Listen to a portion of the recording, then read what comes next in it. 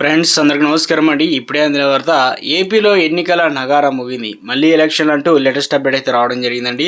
So అందుకు సంబంధించి complete information అనేది వీడియోలో తెలుసుకుందాం. వీడియోని పూర్తిగా చూడండి, అప్పుడే ఇన్ఫర్మేషన్ అయితే అర్థమవుతుందండి. మొదటిసారి కనుక ఛానల్ వస్తే తప్పకుండా సబ్స్క్రైబ్ చేసుకొని bell button all notification activate చేసుకోండి. అదేవిధంగా లైక్ చేయడం మర్చిపోతున్నారండి. దయచేసి లైక్ చేయండి. ఇక లేట్ చేయకుండా వీడియోలోకి అయితే వెళ్ళిపోదామండి. మనం ఏపీలో మరో ఎన్నికకు నగారా మోగింది.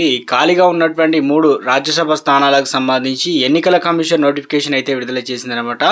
డిసెంబర్ 3 నుంచి 10 వరకు నామినేషన్లు స్వీకరిస్తుంది. ఇక వచ్చే నెల 20న ఎన్నికల పోలింగ్ జరగనుంది. వైసీపీ నుంచి రాజ్యసభకు ఎన్నికైనటువంటి మోపిదేవి వెంకటరమణ, బీదా మస్తాన్ రావు, బీసీ సంఘ నేత ఆర్ కృష్ణయ్య తమ రాజ్యసభ సభ్యత్వాన్ని రాజీనామా చేసిన సంగతి తెలిసిందే. కాగా ఇందులో మోపిదేవి వెంకటరమణ, బీదా మస్తాన్ రావు టీడీపీలో చేరారు. ఆర్ కృష్ణయ్య మాత్రం ఇప్పటివరకు ఏ పార్టీలో చేరలేదు. వైసీపీలో పోటీ చేస్తుందా? ఇక ఏపీలో అసెంబ్లీ ఎన్నికల తర్వాత పార్టీ బలాబలాలు పూర్తిగా మారిపోయాయి. ఈ 3 రాజ్యసభ సీట్లు కూడా టీడీపీకి దక్కే అవకాశాలు అయితే ఉంది. ఇందులో రెండింటిని వైసీపీకి ఒక రాజ్యసభ సభ్యతను రాజీనామా చేసిన టీడీపీలో చేరిన మోపిదేవి వెంకటరమణ, బీదా మస్తాన్ రావుకు చంద్రబాబు కేటాయించే అవకాశం ఉన్నట్లు కూడా తెలుస్తుంది. అయితే ఆర్ కృష్ణయ్య రాజీనామాతో ఖాళీగా అయినటువంటి స్థానం ఎవరికి ఛాన్స్ దక్కుతుందన్న అంశంపై ఏపీ పాలిటిక్స్లో ఉత్కంఠగా మారింది.